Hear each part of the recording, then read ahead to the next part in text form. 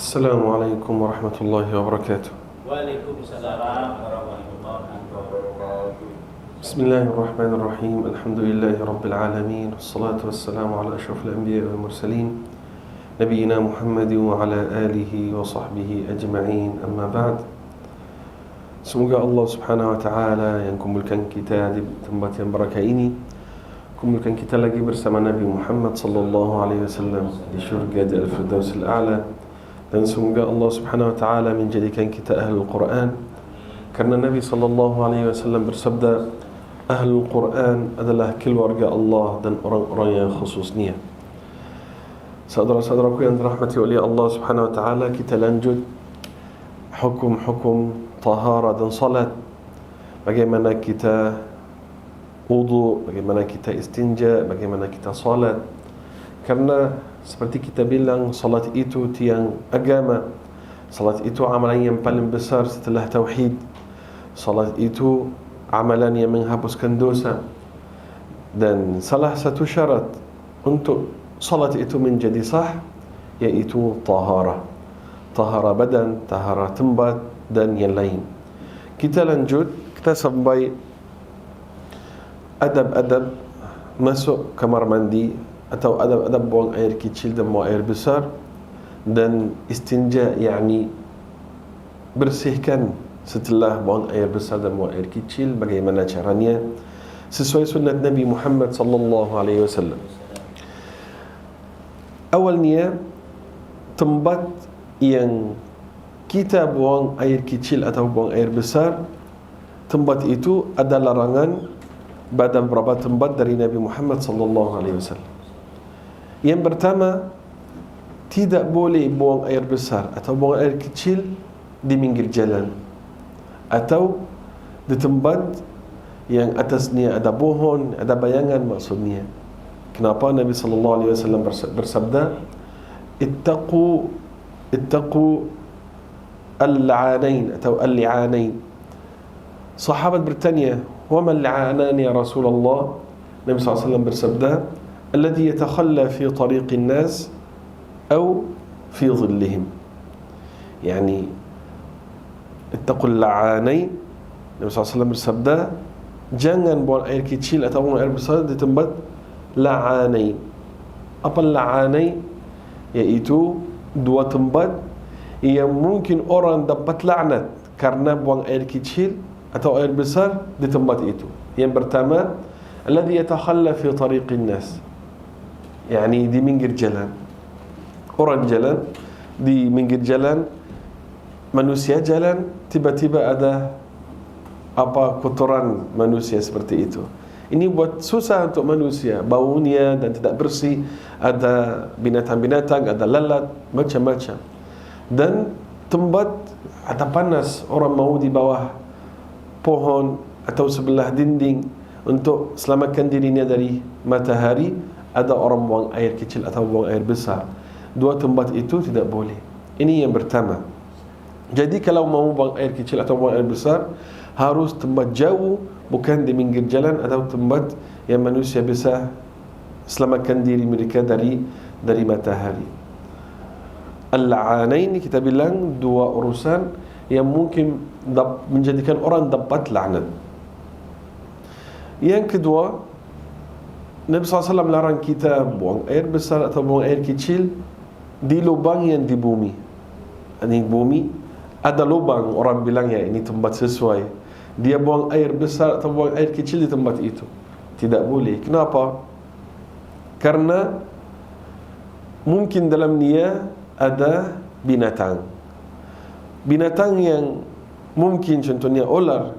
Kalau orang buang air kecil atau buang air besar di lubang seperti itu, tiba-tiba ada ular keluar atau kalajengking. Atau binatang yang lemah yang kita buat susah untuk mereka, contohnya semut atau yang lain. Jadi kalau ada lubang di bumi, ini Nabi SAW larang kita untuk buang air kecil atau buang air besar di lubang itu. Yang ketiga, di bawah pohon yang ada buah-buahannya. Kenapa? Karena mungkin orang lapar dan ini pohon di pinggir jalan, orang mau ambil makanan.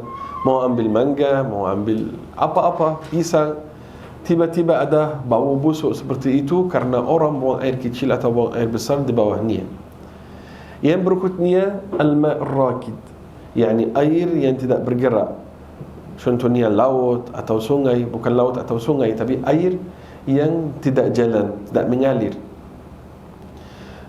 Seperti ini juga kolam renang. Kadang orang kalau pergi sama keluarganya di kolam renang, dia malas keluar dari air untuk buang air kecil. Sudah tentu bukan air besar. Mau buang air kecil, di air aja seperti itu. Tidak sesuai. Kenapa? Karena biasanya air itu rakid, yakni tidak mengalir, tidak berjalan. Air itu tetap tidak berubah. Karena itu, coba bayangkan kalau contohnya 10 orang atau 20 orang, mereka semua buang air kecil dalam kolam renang. Bagaimana? Pasti ada efeknya. Karena itu Nabi SAW larang kita buang air kecil di al-ma' ar-rakid, yakni air yang tidak mengalir atau tidak berjalan. Untuk orang yang baru sampai, kita ulangi lagi, ada beberapa tempat Nabi SAW larang kita untuk buang air kecil atau buang air besar dalam niat. Yang pertama al-la'anain, yakni dua tempat yang mungkin orang dapat laknat karena buang air kecil atau air besar dalam niat. Pinggir jalan dan di tempat yang ada bayangan. Ya, contohnya ada matahari atau panas, ada orang mau di tempat itu, itu tidak bisa buang air besar atau buang air kecil di dalam niat. Yang kedua, di lubang yang di bumi. Karena mungkin ada binatang yang buat keburukan untuk kita, atau yang hayawan atau binatang yang lemah yang kita menyusahkan mereka. Yang ketiga, di bawah pohon yang ada buah-buahannya. Orang mau ambil buah, tiba-tiba ada bau busuk. Bagaimana? Ada air besar atau air kecil, itu tidak boleh. Yang berikutnya al-ma'ur rakid, yaitu tempat air yang tidak berjalan atau tidak mengalir, seperti sumur, seperti kolam renang, seperti itu.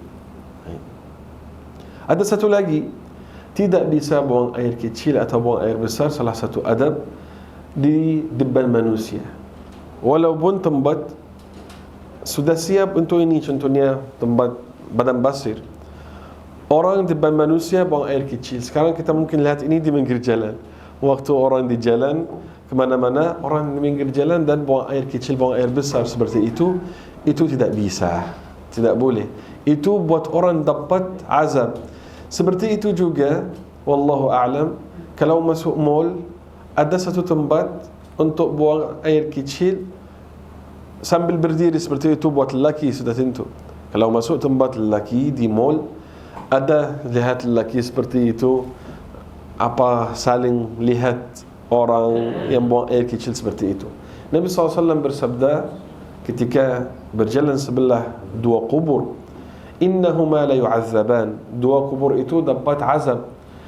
Wa ma yu'azzabani fi kabir, mereka tidak dapat azab karena urusan yang besar di mata manusia.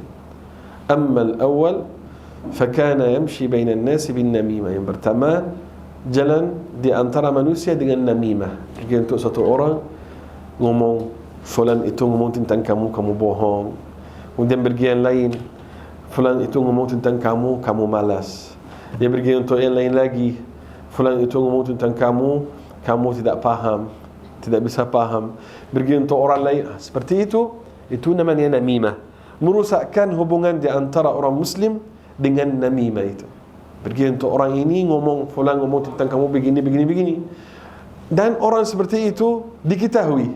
Setelah berapa lama, 1 bulan, 2 bulan, 1 tahun, pasti manusia akan ngomong, hati-hati dari orang itu karena dia namam. Namam, yakni melakukan namimah. Namimah itu merusakkan hubungan antara orang-orang Muslim dengan sebutkan apa yang lain ngomong atau yang tidak ngomong. Kadang-kadang bohong, kadang-kadang benar. Walaupun benar tidak boleh.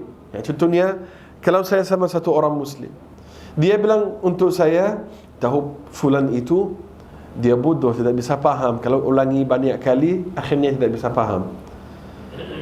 Ini saya sudah dengar, ini benar. Saya sampaikan kata ini untuk orang itu namanya namimah.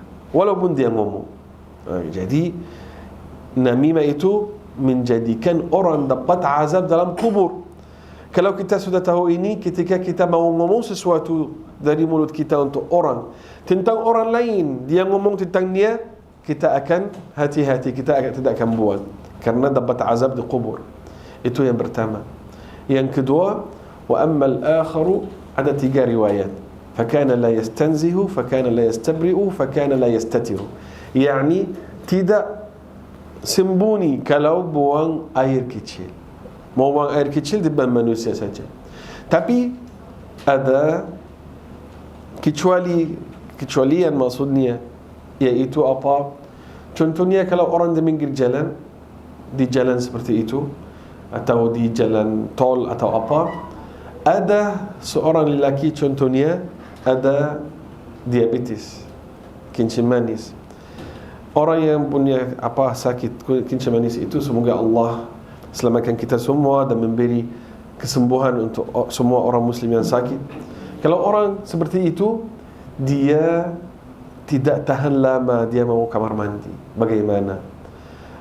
Pakai seperti pampers. Ya, ada orang tua dia tidak santai, tidak nyaman. Kalau dia sudah tua seperti itu, pakai pampers, bagaimana? Ya, kalau di jalan dan tiba-tiba dia mau buang air kecil, berhenti dan buang air kecil dan orang jalan lihatnya seperti itu darurat. Tapi kalau bisa tahan, lebih bagus tahan. Tapi kalau tidak bisa tahan, tak apa-apa. Orang sudah mau masuk kamar mandi, sangat tidak tahan, dan masuk kamar mandi laki itu, kamar mandi yang ditutup itu semuanya sibuk, tidak ada kosong, dan orang itu tidak tahan, ya bisa di tempat itu. Karena itu ada hajat, darurat, bukan sengaja. Mbak-mbak yang tutup korden itu tidak tidur, tidak ngantuk, khawatir nanti ngantuk. Ya. Karena sudah di sini sudah gelap, di sana sudah gelap, nanti ada yang ngantuk.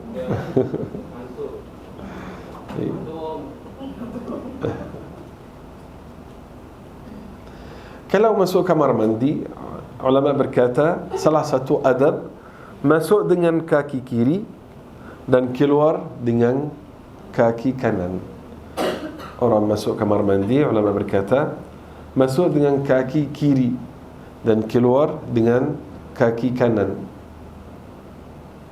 dan membaca zikir. Zikir masuk kamar mandi apa?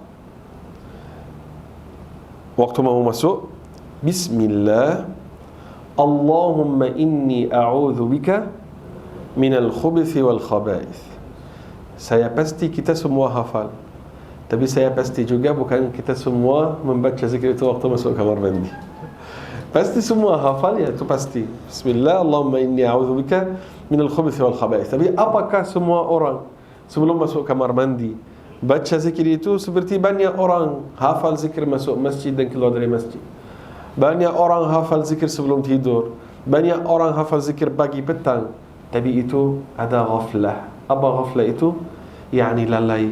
Banyak orang tahu zikir Allah Subhanahu wa taala ketika masuk kamar mandi, keluar dari kamar mandi, tapi jarang yang membuat.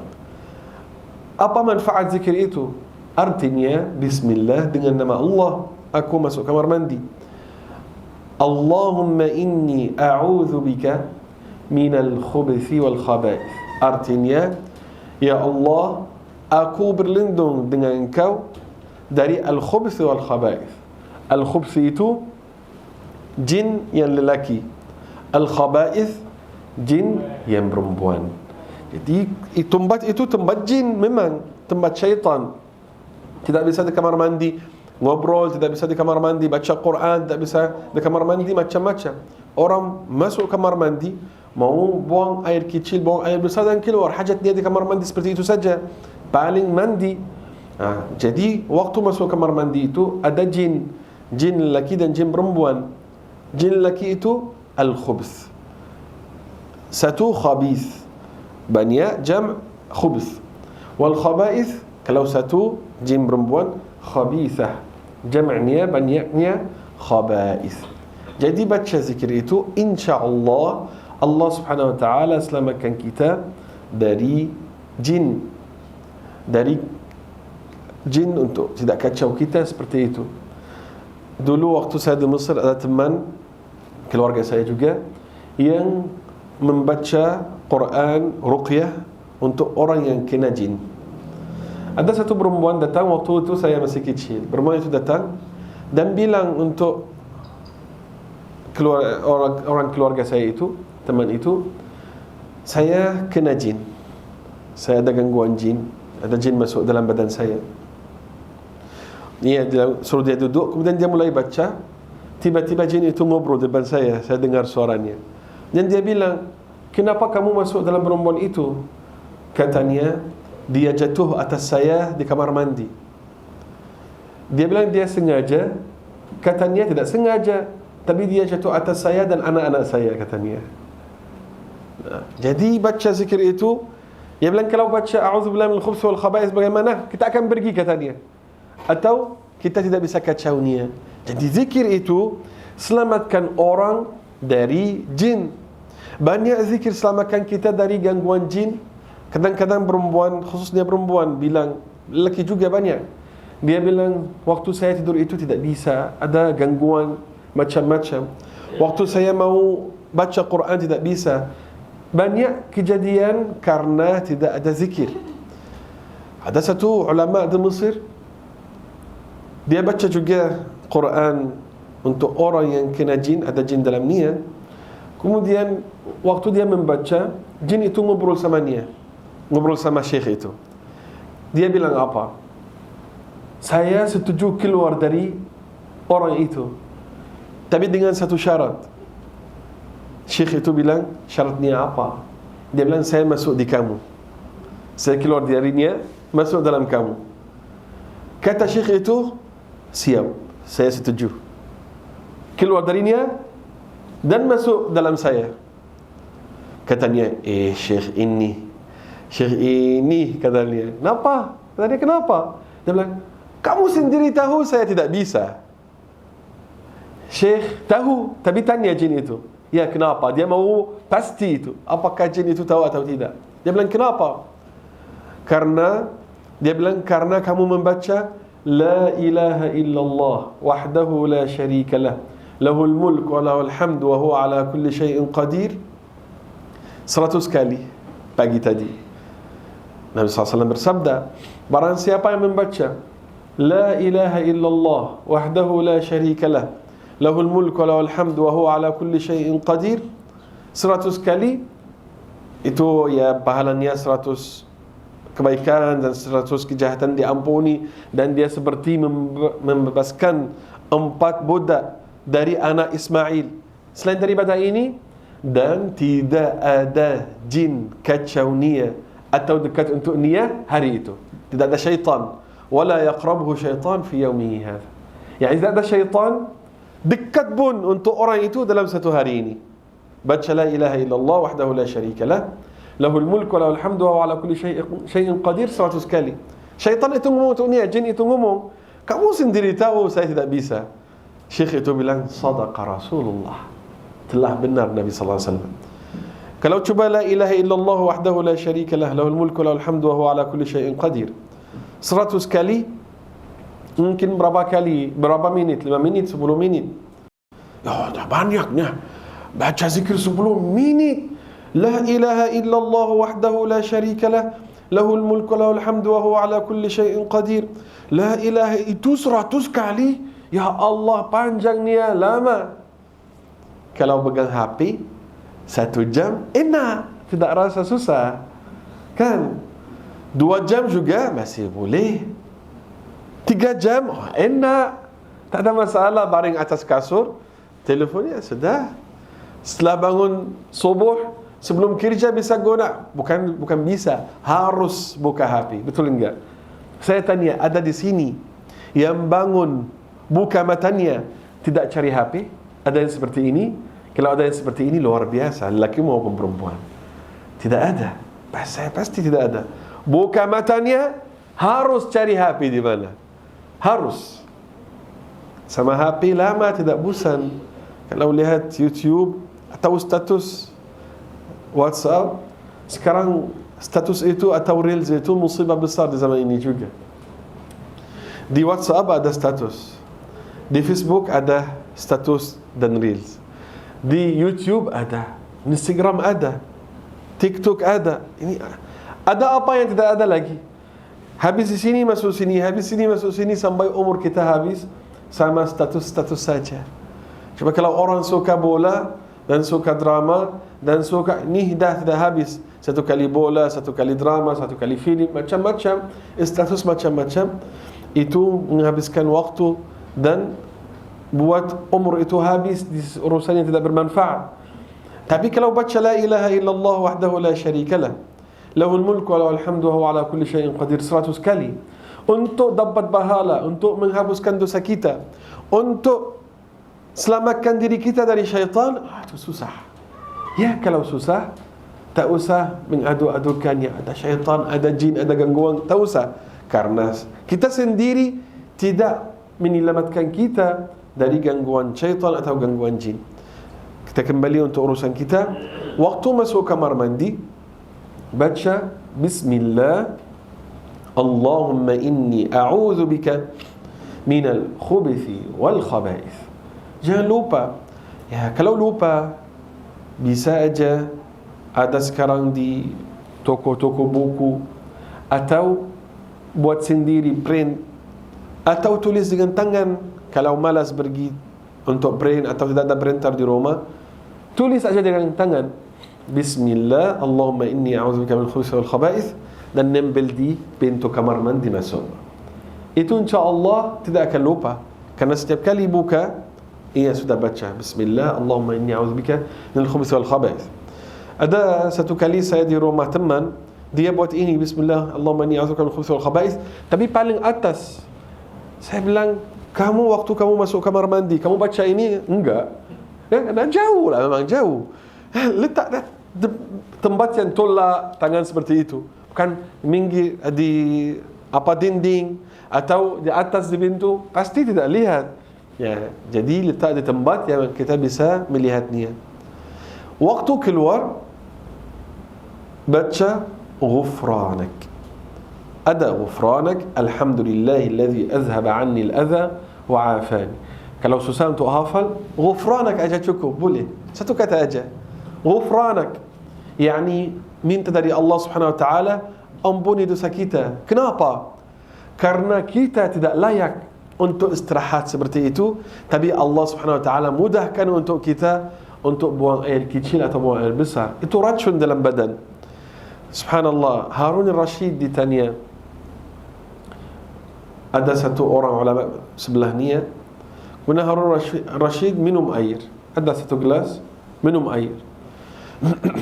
Setelah dia minum air, ulama itu bertanya kepada dia, atau orang ada hikmah bertanya kepada Harun al-Rashid. Tahu siapa Harun al-Rashid?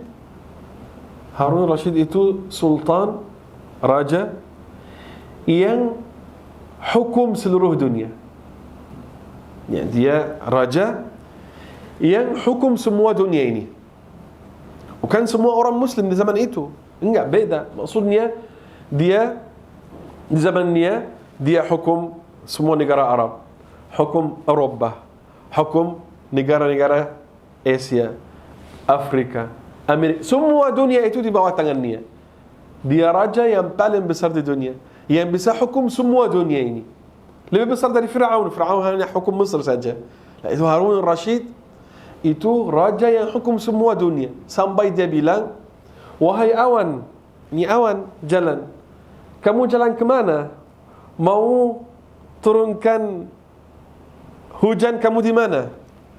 Di mana-mana kamu turunkan hujan kamu, ada tanam-tanaman itu, uangnya kembali untuk saya nanti. Maksudnya dia punya semua dunia ini, Harun al-Rashid. Orang yang hikmah itu bertanya kepadanya, kalau tidak ada air di dunia itu sama sekali, dan kamu haus sekali, kamu bayar berapa untuk minum gelas ini? Untuk minum satu gelas air itu saja, kamu bayar berapa? Tidak ada air sama sekali. Katanya, separuh milik saya. Ya, kalau orang tidak ada air sama sekali dan punya harta yang paling besar, apa manfaatnya? Dia bilang, separuh harta saya. Setelah dia minum, bertanya kepadanya lagi, kalau kamu tidak bisa keluarkan air yang dalam badan kamu itu, tidak bisa buang air kecil, bagaimana? Kamu bayar apa? Katanya, saya bayar separuh milik saya yang lain, yang satunya. Jadi milik dia semuanya, habis dia apa? Minum dan buang air kecil. Kita berapa kali kita minum dalam satu hari? Berapa kali kita masuk kamar mandi? Masuk kamar mandi itu kadang-kadang kita tidak rasa nikmat itu. Itu nikmat besar, nikmat besar sekali. Tapi kita tidak merasa. Kenapa? Karena pernah kita ngomong, orang yang punya nikmat itu tidak terlalu rasa nikmat. Ketika hilang nikmat itu baru rasanya. Nah, contohnya orang di satu rumah, ya Allah, satu rumah saya itu kecil, tidak rida rumah itu, atau biasa aja tidak syukur kepada Allah tentang nikmat rumah. Ketika dia hilang rumahnya, atau diusir dari rumah itu, atau rumah ini terbakar, atau jadi apa-apa dan hilang nikmat itu, baru dia rasa nikmatnya. Ya Allah, nikmat rumah itu nikmat besar, tapi saya tidak syukur. Nikmat sehat, selama kita bisa pergi, pulang, lari, main, naik tangga, kita bisa jalan-jalan di mall sama istri, sama suami, sama anak-anak, sama orang tua. Macam sehat itu, kita tidak merasa nikmat itu. Siapa yang merasa nikmat itu? Orang sakit. Tanya orang sakit, bagaimana perasaan kamu? Tanya. Saya tidak mau apa-apa di dunia ini kecuali sehat. Orang punya pasangan, lelaki punya istri, istrinya itu tidak cantik. Ya Allah, istri saya itu tidak cantik. Dia masuk, ya Allah, tidak ada istri yang cantik sedikit. Kenapa nasib saya seperti itu? Duduk sama-sama istri, istrinya ngobrol, ya Allah, saya tak suka cara ngomong dia. Tidak suka istrinya itu sama sekali. Kadang-kadang buat masalah sama dia, marahin dia. Tiba-tiba contohnya cerai. Setelah itu hidup sendiri, masuk rumah kotor. Bajunya yang 1 hari, 2 hari, 3 hari taruh atas kursi masih ada. Masuk dapur mau makan, tidak ada makanan. Lapar, mungkin dia tidur tidak makan. Atau pergi beli makanan dari luar yang mahal, tidak enak. Kemudian waktu dia tidur sendiri, dia paling peluk guling sekarang, dulu sama istrinya walaupun contohnya tak cantik atau apa, baru dia merasa nikmat istri. Ya Allah, istri saya waktu ada teman itu saya bisa ngobrol, dia buat makanan untuk saya, dia cuci baju untuk saya, dia masak untuk saya, dia buat rumah itu ada hiburan, itu ada roh. Setelah hilang istrinya, baru dia merasa nikmat itu. Terbalik juga, ada istri tak cantik, cantik sekali, suaminya tidak ganteng, semua waktunya. Ya Allah, Allah kasih saya kecantikan seperti itu, tapi suami saya seperti itu. Kenapa nasib saya seperti ini?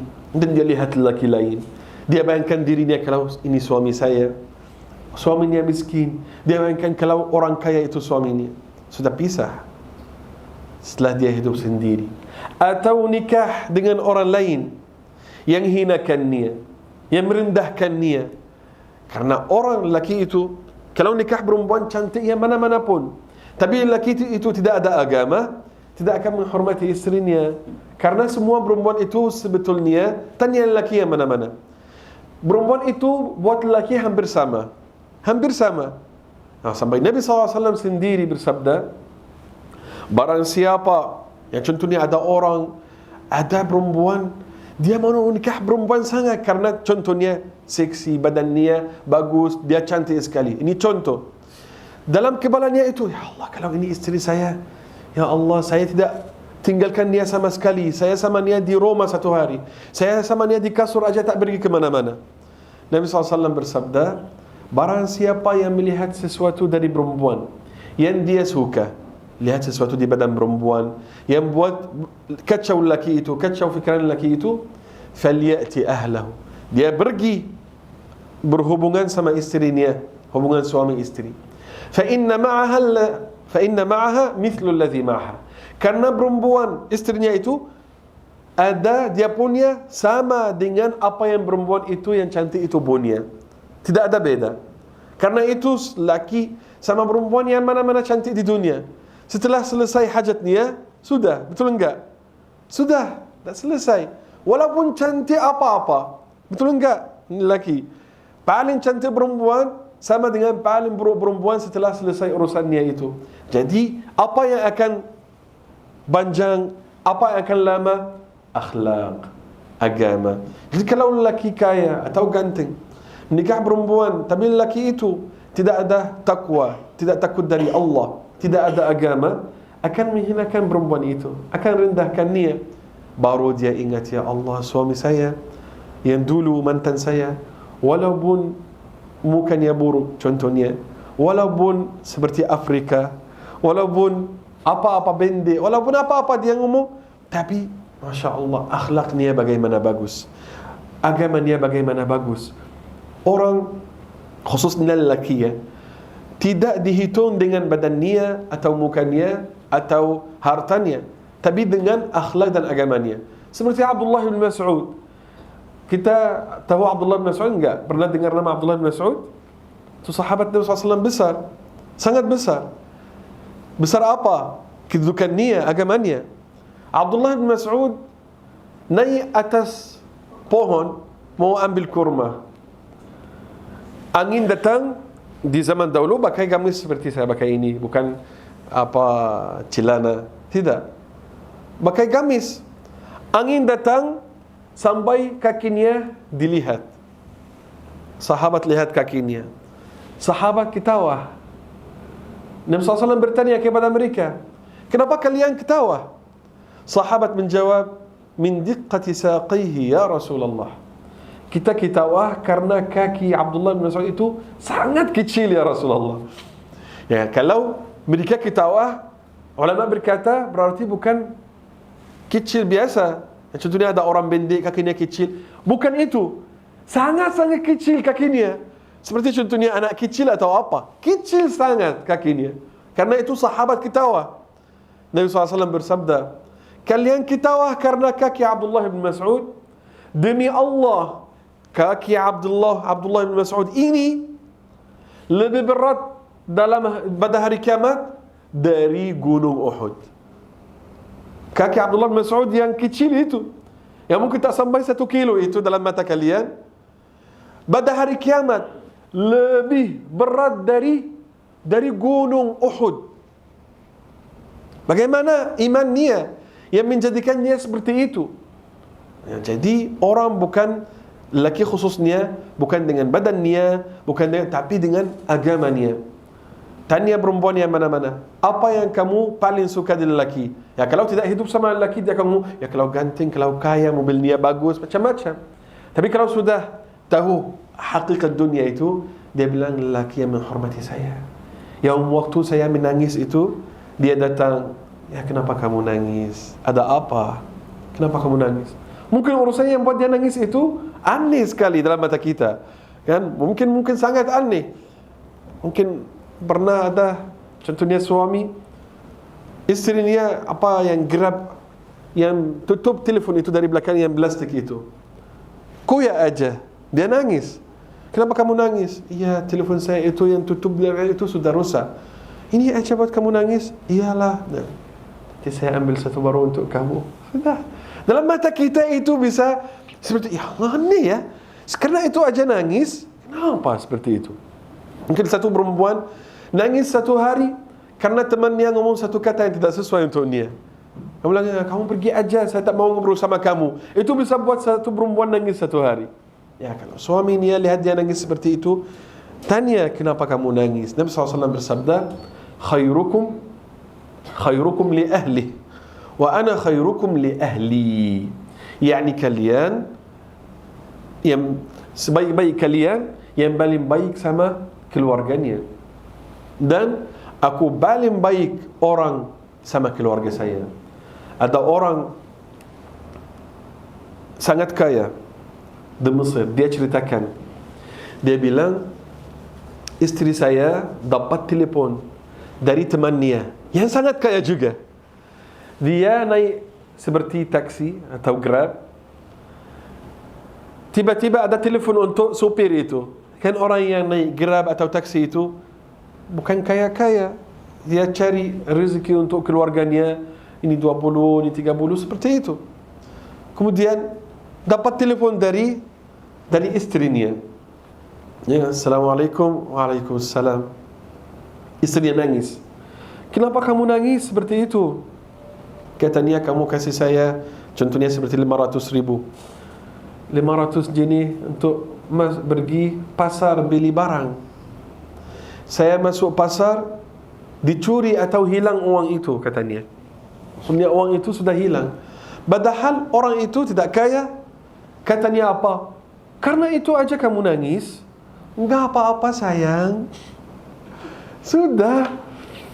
Perempuan kaya itu belakang, dia dengar, ini apa nih? Kemudian setelah itu dia bertanya kepada lelaki itu, ya kenapa kamu nangis? Ya saya hilang uang saya di pasar seperti itu. Saya tidak ada uang lagi dan kamu juga saya tahu kamu tidak ada uang. Dia nangis terus. Suaminya, enggak apa-apa. Enggak apa-apa. Hanya 500 padahal tidak ada uang lagi. Enggak apa-apa. Tenang aja. Kamu sekarang pulang rumah. Setelah saya sampaikan orang yang sebelah saya itu, saya beli makanan dan datang makan sama-sama. Perempuan itu bertanya, kamu ada orang lain? Allah akan memberi rezeki, katanya. Kamu mau istri kamu hilang semua uang itu, dan kamu sama dia aja seperti itu? Ya, ini istri saya. Ini salah satu bagian dari tubuh saya ini. Kenapa saya marahinnya karena 500.000? Ini uang sedikit aja. Enggak apa-apa. Hilang aja sudah. Mau saya buat apa sama dia? Marahin dia. Jadi dia sedih. Saya buat dia lebih sedih. Sudah. Dia suruh dia berhenti dan turun menangis. Padahal dia kaya dan suaminya sangat kaya. Perniagaannya luar biasa. Dan telepon temannya itu perempuan, dia bilang, suami saya tidak pernah melihat saya nangis atau sedih. Kemudian dia bilang, enggak apa-apa. Jangan fikir. Allah akan mudahkan. Itu yang paling dibutuh perempuan, paling diperlu perempuan. Kalau dia nangis atau ada susah atau sakit atau apa, dia suaminya dekat untuknya. Karena itu ulama berkata, salah satu waktu suami itu harus sangat dekat untuk istrinya waktu istrinya haid. Mungkin takjub kan? Tidak ada hubungan apa-apa kalau haid. Tapi untuk suami tunjuk istrinya itu, kamu untuk saya itu bukan perempuan malam seperti yang di klub-klub itu. Saya dekat untuk kamu hanya karena urusan itu. Enggak. Kamu istri saya. Ketika kamu ada haid atau ada halangan, saya lebih dekat untuk kamu. Seperti itu. Lagi perempuan waktu haid atau nifas, emosi.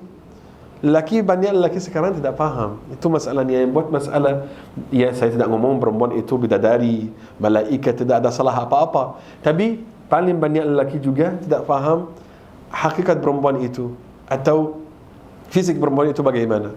Perempuan kalau haid atau nifas cepat emosi, cepat marah. Kecuali kalau perempuan tidak haid, marah juga, itu beda, ini perempuan buruk. Tapi perempuan biasa, waktu dia tidak haid itu bisa buat kerja, ketawa, ngobrol sama suami, tidak ada masalah apa-apa. Tiba-tiba ada haid, emosi sedikit, marah sedikit, itu beda. Tapi suami harus faham ini, dekat untuk istrinya di saat itu. Yang saya ngomong ini mungkin orang dengar ini biasa aja. Tapi banyak rumah rusak, banyak rumah tangga rusak karena urusan-urusan yang seperti itu. Mungkin perempuan bilang, suami saya tak pernah buat baik sama saya, tak pernah ambil hati saya. Lelaki juga, istri saya kalau saya marah tidak berusaha untuk ambil hati saya, seperti itu. Kalau masuk kamar mandi, baca bismillah, Allahumma inni a'udzubika minal khubuthi wal khaba'ith. Kalau keluar dari kamar mandi, bilang ghufranak. Tulis ghufranak di mana? Di depan kamar mandi, jangan dalam kamar mandi. Karena ini doa. Ghufranak itu doa. Dalam hati?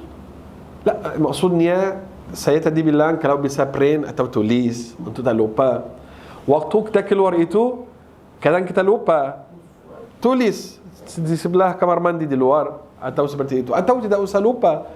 Cuba selalu kita biasakan diri, kita baca ghufranak setelah keluar dari kamar mandi. Setelah keluar dari kamar mandi kita baca ghufranak. Salah satu adab juga yang harus kita belajar. Waktu masuk kamar mandi, masuk kamar mandi untuk hajat kamar mandi saja. Kadang-kadang orang masuk kamar mandi untuk ada rencana, dia ada planning. Saya buat apa waktu itu? Dia duduk kamar mandi santai. Dia tidak buang air kecil, tak buang air besar, tapi sudah duduk seperti itu. Sudah selesai, masih duduk santai. Dia fikir saya pergi mana, buat apa. Itu tidak sesuai. Selesaikan hajat dan keluar terus. Sekarang ada orang pegang HP di kamar mandi. Masuk kamar mandi, Facebook di kamar mandi, Instagram di kamar mandi, chatting sama orang di kamar mandi. Ada seperti itu. Apa hukumnya? Tidak bisa bilang haram, karena saya tidak bisa haramkan, atau ulama tidak bisa haramkan guna HP itu di kamar mandi. Tapi itu tidak adab di kamar mandi. Kecuali mungkin haram jadi kalau contohnya orang dengar Quran atau dengar tausiah, atau waktu dia suaranya masih tinggi, dia tiba-tiba ada suara Quran, atau orang telefonnya dia ada doa. Semua ini tidak boleh. Ini contohnya waktu itu sudah sempit sekali. Orang itu mau pergi ke mana, ada hajat, darurat itu, dia mau buang air besar contohnya, dia mungkin berapa menit, ada sesuatu darurat itu, dia mau jawab orang atau mau buat sesuatu yang penting, ya itu baru boleh. Tapi sekarang orang mau kamar mandi, sekarang sampai ada orang letak tempat untuk telefon di kamar mandi. Dia sudah siap-siap, ini tempat, setelah selesai mau cuci, saya letak telefon seperti ini. Nah, seperti itu, ini bukan adab waktu masuk kamar mandi. Ada salah satu hukum lagi tentang hadapi qiblat waktu kamar mandi. Itu tidak boleh. Kalau kamar mandi itu hadapi qiblat atau qiblat di belakang, itu tidak boleh, kecuali kalau dalam bangunan. Maksudnya apa? Ya, contohnya kalau di tempat kosong, ya ini memang tidak ada seperti orang mau buang air kecil atau buang air besar di padang pasir, itu tidak ada. Alhamdulillah semua ada kamar mandi sekarang. Tapi contohnya kalau di tempat buka, mau kamar mandi, mau buang air kecil atau buang air besar, ulama berkata jangan hadapi qiblat atau buat qiblat di belakang. Dan ada ulama, bagian ulama berkata itu khusus di Makkah, contohnya kalau dia lihat Kaabah.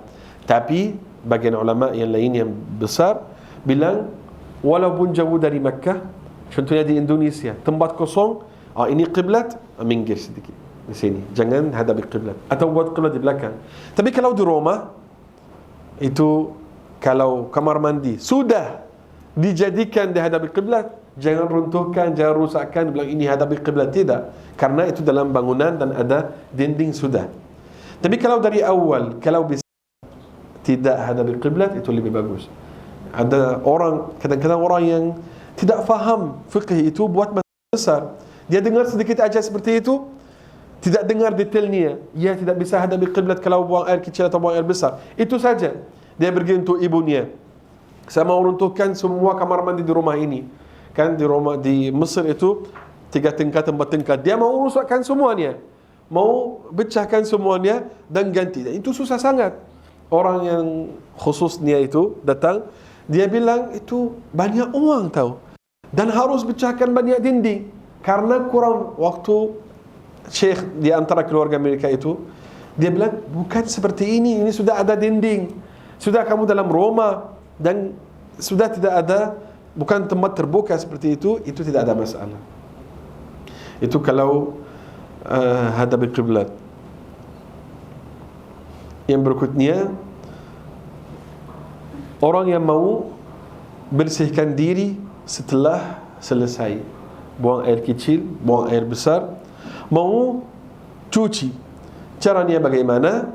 Caranya dengan tangan kiri, bukan tangan kanan. Dengan tangan kiri. Dan 3 kali, 5 kali, 7 kali ganjil. Tapi lebih dari satu. Yani bukan satu kali aja. Mau cuci 3 kali, 5 kali, 7 kali. Itu sesuai sunnah. Kalau 4 kali boleh, boleh. 6 kali boleh, boleh. Tapi lebih sesuai sunnah kalau ganjil dan dengan tangan kiri. Tidak bisa dengan tangan kiri bagaimana? Biasalah. Biasalah, jangan tangan kanan aja, enggak. Coba dengan tangan kiri. Tangan kanan itu kita makan dengan tangan kanan. Tangan kanan itu kita salam orang. Bagaimana kalau orang cuci dengan tangan kanan tapi salam orang? Itu tidak. Ya memang dah cuci semuanya, cuci tangan seperti itu, tapi sesuai sunnah dan adab untuk istinja, itu namanya istinja, dengan tangan kiri dan ganjil 3, 5, 7 kali seperti itu. Sampai di sini kalau ada pertanyaan apa-apa dari teman kita tentang hukum-hukum masuk kamar mandi dan bersihkan, silahkan. Kalau kita buang hajat yang penting hajat, itu kan berusaha untuk tidak menghadap kiblat. Kalau mandi bagaimana ya? Mandi enggak apa-apa. Mandi enggak apa-apa. Itu waktu buang air kecil aja, buang air besar. Mandi juga dalam kamar mandi boleh. Ini insyaAllah minggu depan kita akan ngomong tentang al-hadath. Itu kejadian besar, kejadian kecil. Maksudnya kalau ada janabah, kalau hanya masuk kamar mandi, itu bagaimana, cara mandi bagaimana, semuanya insyaAllah. Saudara-saudaraku, belajar fiqh itu sangat penting. Karena kita pernah bilang, Nabi SAW bersabda, ada orang 60 tahun salatnya tidak diterima. Mungkin salah satu sebab taharannya itu tidak benar. Tidak tahu bagaimana ini wudu'nya rusak, ini rusak. Kadang orang salat dia batal karena dia tidak wudu', karena dia lupa wudu'. Dan dia bilang, saya wudu' atau tidak. Ini insyaAllah waktu di bab wudu' kita akan belajar juga apa kalau orang lupa wudu' atau orang sudah wudu' tapi bingung masih ada wudu' atau tidak. Itu hukumnya beda-beda. Jadi kita belajar hukum-hukum ini dan ajar anak-anak kita, ajar orang tua kita. Kadang-kadang orang tua, saya lihat bapak di masjid waktu wudu air sampai di sini saja, sampai sini, tak sampai sikunya atas lagi, tidak. Itu artinya wudu'nya salah, artinya salatnya salah juga. Saya tanya, Pak, berapa tahun anda untuk seperti ini? Katanya 50 tahun. Dari umur saya 15, umurnya 70 tahun lebih atau 60 tahun lebih. Waktu dia umurnya 10 tahun, 15 tahun, wudu seperti ini 50 tahun, ya sampai 65 tahun salatnya salah. Kenapa? Karena dia bilang sendiri seperti ini 60 tahun. Saya bilang, tak pernah ada orang ajar bagaimana wudu? Enggak, katanya. Enggak. Tak pernah hadir majlis ilmu yang ajar wudu? Enggak, kata dia. Anak tidak lihat, tapi mereka juga wudu seperti ini biasa aja. Saya bilang, ya enggak apa-apa, Pak. Coba bayangkan kalau saya untuk bapak itu, umur kamu Pak 60 tahun ini salat kamu batal itu. Bagaimana perasaannya? Ya hatinya kecewa. Tapi ini hakikat. Saya bilang, Pak, harus wudu itu sampai atas, bukan tengah tangan seperti itu.